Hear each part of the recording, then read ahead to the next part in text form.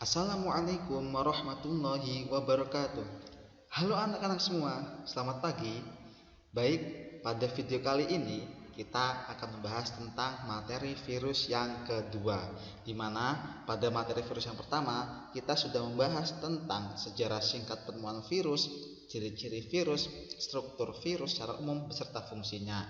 Nah, karena supaya pertemuan ini tidak membosankan, jadi kita beralih ke YouTube ya, agar kalian dapat belajar dengan maksimal. Karena di live meet kalau kelamaan nanti kalian juga mengantuk.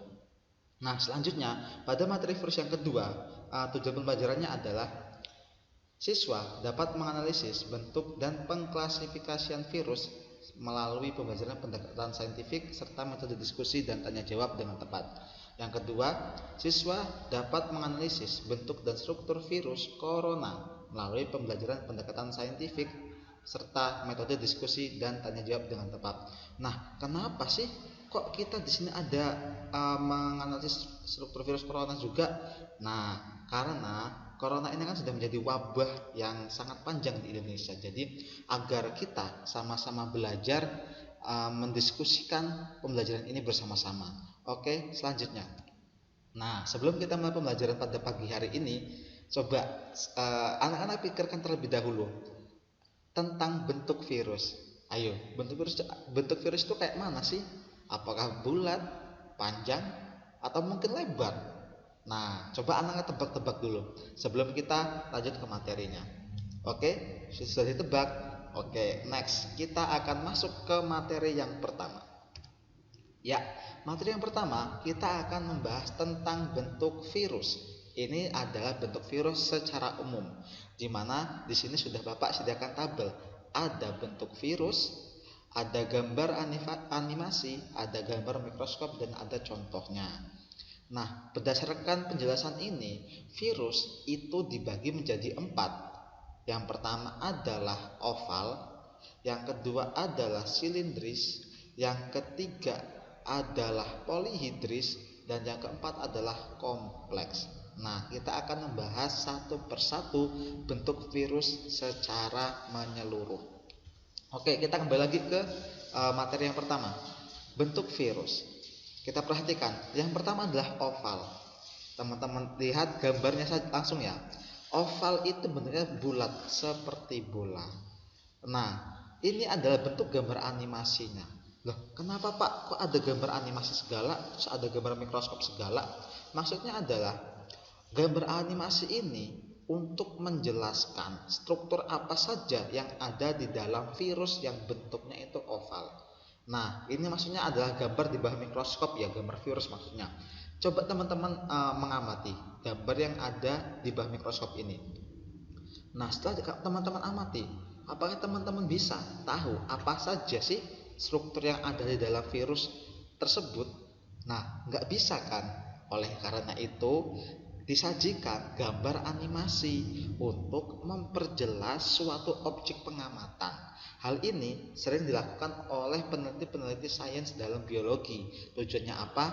Tujuannya adalah untuk mengamati struktur virus tersebut atau makhluk hidup yang lain yang nantinya apabila terdapat suatu masalah akan dapat diobati. Misalkan kayak virus corona, nanti kita akan bahas sejenak ya.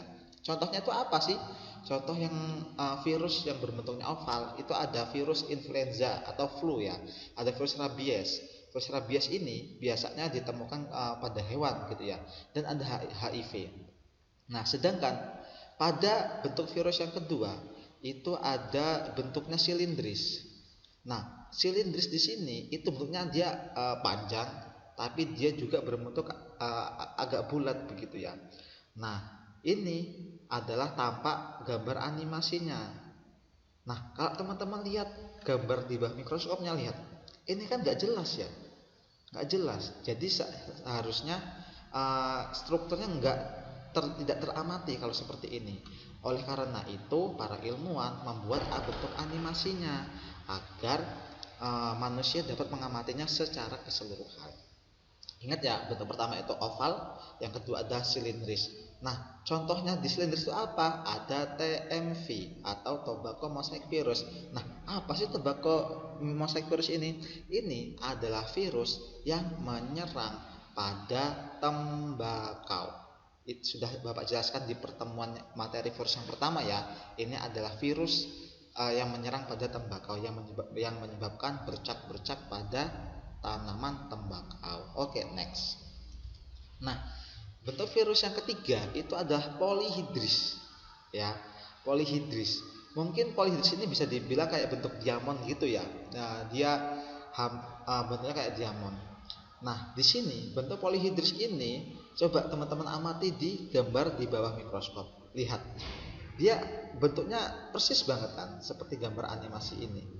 Nah, kayak ada kakinya 1, 2, 3, 4, 5, 6. Kakinya kayak ada 6 gitu. Nah, jadi agar mudah diamati, dibentuklah gambar animasinya. Nah, contohnya itu apa sih yang ada di virus yang bentuknya polihidris? Contohnya itu adenovirus. Ya, bentuknya seperti inilah. Ukurannya sekitar 50 nanometer. Bentuk yang ketiga, bentuk yang keempat.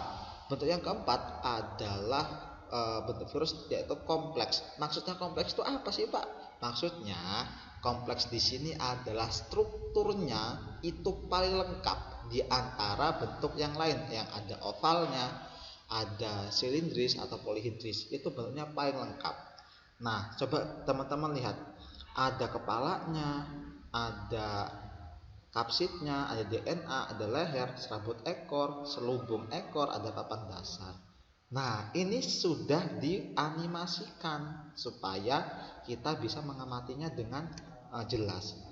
Nah, sedangkan pada gambar di bawah mikroskopnya itu bentuknya kayak gini. Nah, lihat, dia kakinya aja atau ekornya itu kan berantakan banget ya. Terus ada kepalanya. Nah, kepalanya itu bentuknya kayak polihidris ini, kayak diamond ini. Nah, jadi ini pengamatan para ilmuwan di bawah mikroskop.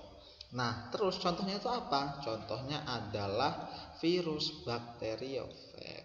Oke, next. Kita lanjut ke materi berikutnya. Tapi sebelum kita lanjut, teman-teman ingat dulu bahwasanya bentuk virus itu ada 4. Ada oval, ada silindris, ada polihidris, dan ada kompleks. Nah, next. Di materi yang kedua, kita akan membahas tentang pengklasifikasian virus. Nah, di mana pengklasifikasian virus itu ada 4. Nah, Pak, pengklasifikasian itu apa sih? Nah, teman-teman, anak-anak harus ingat, pengklasifikasian di sini maksudnya adalah pengelompokan. Pengelompokan virus itu ada 4 cara. Di mana cara yang pertama itu adalah berdasarkan aturan ICTV atau International Convention Taxonomy of Virus. Di sini itu adalah aturan internasional. Jadi di seluruh dunia itu menggunakan aturan ini. Tetapi ini berdasarkan aturan internasional. Nah, aturan ini nanti akan dijelaskan di bawah. Misalnya contohnya, apa sih sebenarnya aturan ini? Anak-anak bisa lihat di penjelasan yang di materi tertulis bahwasanya klasifikasi ini nantinya dia tidak mengikuti klasifikasi Linnaeus. Nah, klasifikasi Linnaeus itu apa lagi sih? Nanti akan Bapak beri contoh begitu. Nah, selanjutnya ada yaitu klasifikasi hanya terdiri dari 4 takson. Ingat, takson ya, atau tingkatan. Ya, ada ordo, ada famili, genus, dan spesies. Baik, agar anak-anak tidak membayangkan, kita akan membahasnya secara langsung. Nah, kita beri contoh. Ini berdasarkan contoh yang pertama ya, pengklasifikasian yang pertama itu berdasarkan ICTV. Nah, ini adalah klasifikasi berdasarkan pendapat dari Carolus Linnaeus. Nah, siapa sih Carolus Linnaeus ini?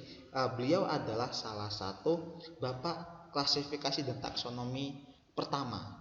Jadi yang mencetuskan sistem klasifikasi makhluk hidup itu adalah Bapak Carolus Linnaeus.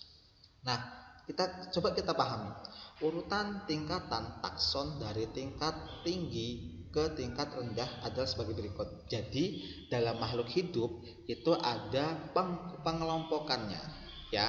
Yang pertama ada kingdom, yang kedua ada filum atau divisi, yang ketiga ada klasik atau kelas, yang keempat ada ordo atau bangsa, yang kelima dan selanjutnya ada famili atau suku, yang selanjutnya ada genus atau marga, sedangkan yang terakhir ada spesies atau jenis. Nah, kita coba kita lihat gambar di sebelahnya. Ini ada gambar harimau dan ada gambar kucing. Loh, kenapa kok kita kok malah ke gambar-gambar hewan? Nah, kita ingat-ingat lagi bahwasanya ini adalah pengelompokan kucing dan harimau berdasarkan tingkatan klasifikasinya atau tingkatan taksonnya. Coba kita perhatikan kingdom atau kerajaan itu ada animalia. Ingat, animalia ini adalah maksudnya adalah hewan. Nanti kalau tumbuhan nanti ada lagi chordata. Ini filmnya chordata. Terus ada mamalia. Mamalia di sini maksudnya adalah hewan yang melahirkan. Jadi harimau itu kan melahirkan. Nah, selanjutnya karnivora, ordonya karnivora. Karnivora apa? Nah, teman anak-anak kan tahu bahwasanya karnivora itu adalah hewan pemakan daging. Nggak mungkin kan harimau kalau makan tumbuhan. Nah, selanjutnya adalah famili atau sukunya, itu ada Felidae. Terus ada jenis ada Panthera, spesiesnya ada Panthera tigris. Nah, coba kita beralih ke klasifikasi kucing. Jadi ingat sama, ada kingdom, ada ada filum, kelas, ordo, famili, jenis dan spesies.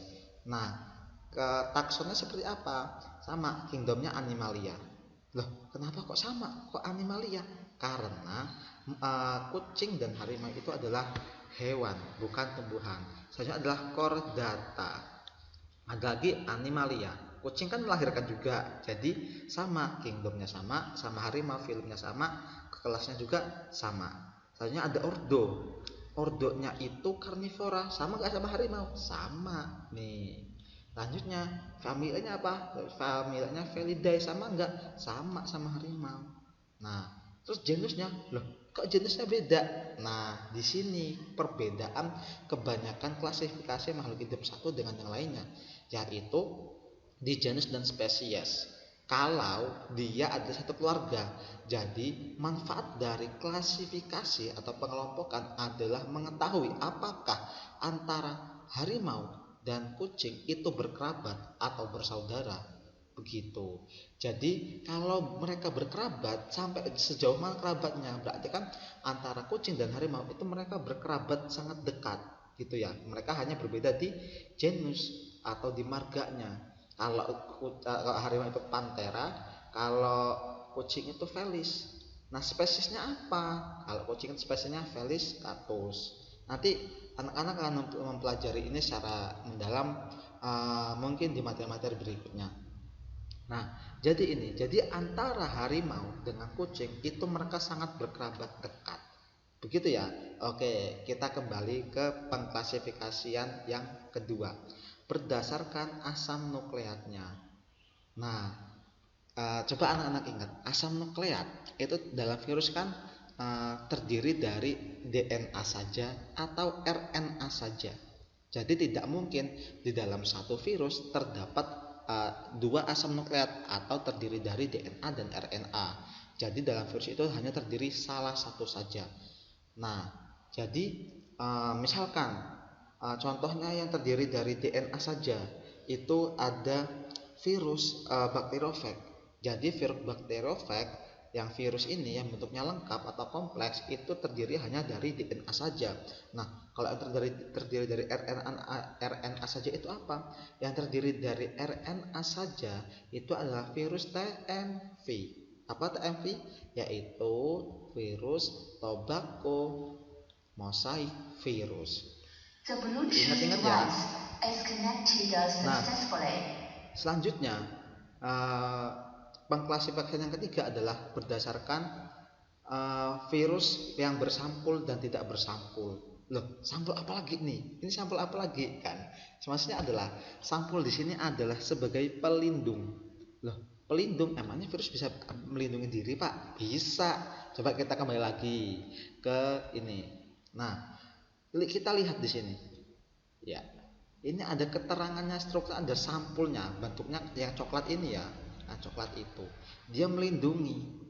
Nah, berarti bisa dibilang sampul atau selubung, biasanya disebutkan oleh para yang ilmuwan yang lainnya, itu berfungsi untuk melindungi asam nukleat atau DNA atau RNA. Jadi sampul itu fungsinya itu. Nah, jadi kalau tidak bersampul, uh, nanti akan dikelompokkan sendiri. Nanti kalau yang bersampul dikelompokkan sendiri. Nah, contoh yang bersampul apa? Contohnya itu ada virus HIV. Nih, virus HIV ini adalah virus yang memiliki sampul. Nah, ini contohnya. Sedangkan yang tidak bersampul itu apa? Nanti contohnya ada virus adenovirus. Itu contohnya tidak bersampul. Nah, tapi biasanya ada juga buku atau artikel yang menyebutkan bahwasanya bukan virus bersampul dan tak bersampul, tetapi virus bersampul dan virus telanjang. Nah, biasanya ilmuwan seperti itu, mereka secara gamblang menyatakan materinya. Nah, yang terakhir, yang keempat, itu ada habitat sel inang. Nah, anak-anak kan sudah tahu bahwa ciri-ciri virus itu mereka hanya bisa hidup di dalam sel inang ya, yang hidup. Mereka tidak bisa hidup di dalam makhluk yang mati, begitu. Nah, berdasarkan sel inangnya, atau sel inang ini biasa disebut dengan sel hospes, begitu. Jadi ingat-ingat, pengklasifikasian virus ada 4. Ada aturan ICTV, ada berdasarkan asam nukleat, berdasarkan sampul, berdasarkan habitat sel inangnya, begitu. Oke, kita lanjut ke materi berikutnya. Ini sudah ya. Sebelum kita lanjut, coba anak-anak pikirkan pertanyaan di bawah ini. Ya, pertanyaan di bawah ini. Apa saja struktur virus corona? Bagaimana bentuk virus corona? Ayo coba dipikirkan. Karena virus ini itu kan memang sekarang sudah menjadi wabah di Indonesia, dan mungkin kerabat-kerabat kita itu banyak yang kena, atau ada yang kena, atau teman-teman kita mungkin ada yang kena. Nah, tetapi apakah anak-anak tahu struktur virus corona itu apa saja sih? Terus bagaimana bentuknya? Ayo, coba tebak-tebak dulu ya. Udah? Udah tebak? Oke, kita coba pelajari. Nah, di sini bentuk dan struktur virus COVID-19. Di mana virus COVID-19 itu bentuknya oval. Ingat ya, bentuknya oval, bukan silindris, bukan polihidris, apalagi kompleks atau lengkap. Ini bentuknya. Bentuknya itu oval. Nah, terus strukturnya apa aja? Strukturnya yaitu ada membran glikoprotein, ada nukleokapsid, ada protein spike atau protein lonjakan, ada protein envelope atau selubung. Nah, selubung ini ya, berarti ini termasuk virus yang bentuknya oval. Terus ada materi genetik coronavirus. Materi genetik itu apa? Yaitu asam nukleat, RNA atau DNA, begitu. Nah, jadi di pertemuan kali ini kita hanya membahas bentuk dan strukturnya. Jadi coba anak-anak ingat tadi struktur virus ya, itu apa saja.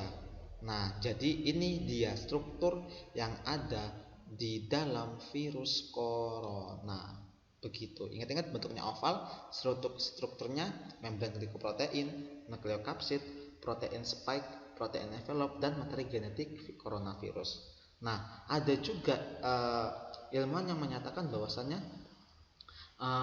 coronavirus ini bentuknya seperti mahkota. Loh, kok mahkota, kan bentuknya oval. Nah, coba kita lihat di sini. Nah, ini terus ini yang mengelilingi tubuh virus. Jadi kan bentuknya itu seperti mahkota. Coba seperti misalkan kita potong. Nah, bagian setengah ke atas ini kan jika dikenakan di kepala, misalnya, itu seperti mahkota. Jadi jangan kaget jika ada ilmuwan yang mengatakan bahwasanya coronavirus bentuknya seperti mahkota. Itu sama saja karena mereka hanya mengamati separuh bagian. Next ke materi berikutnya. Nah, kita lihat ini dia. Virus COVID-19.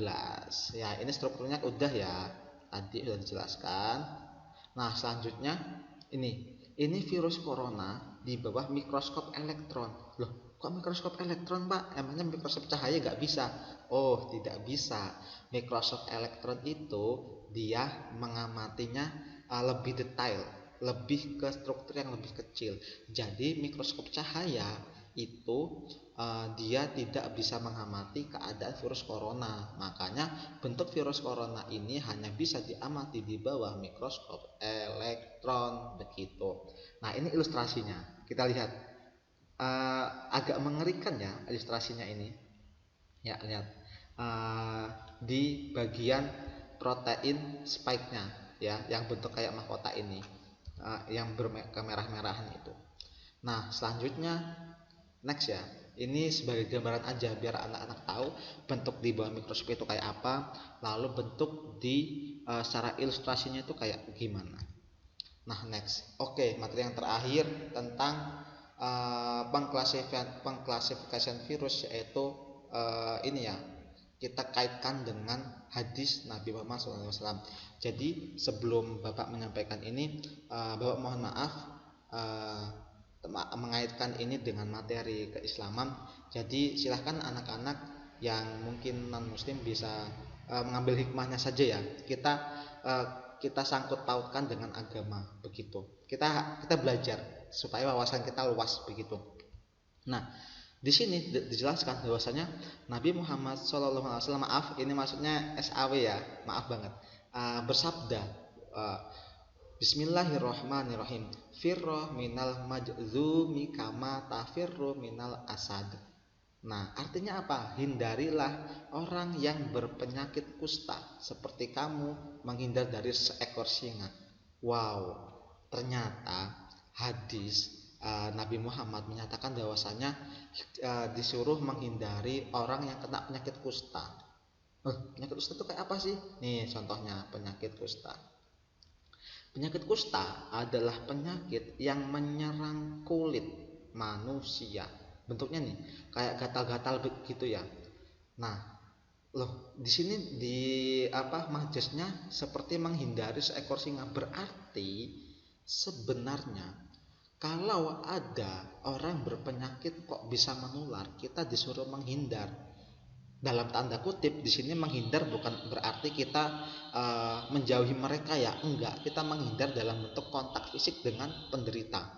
Misalkan kalau protokol kesehatan selama pandemi kan kita tidak boleh berjabat tangan, terus kita harus mencuci tangan. Nah, itu tujuannya, maksudnya hadis Rasulullah itu seperti itu. Nah, itu diriwayatkan oleh Al-Bukhari, hadis riwayat Al-Bukhari. Begitu ya anak-anak. Jadi supaya pengetahuan kita luas, ternyata tentang penyakit yang sejenis tentang virus dengan virus corona itu sudah pernah dibahas di zaman kenabian begitu. Nah, jadi mungkin itu materi yang dapat Bapak sampaikan. Apabila ada yang ingin ditanyakan, silahkan nanti kita lanjutkan ke sesi diskusi ya di LMS. Sekian presentasi dari Bapak. Terima kasih atas perhatiannya. Jika dalam presentasi kali ini Bapak ada kurangnya, silakan anak-anak bisa melanjutkan diskusi ke LMS. Sekian dari Bapak. Wassalamualaikum warahmatullahi wabarakatuh.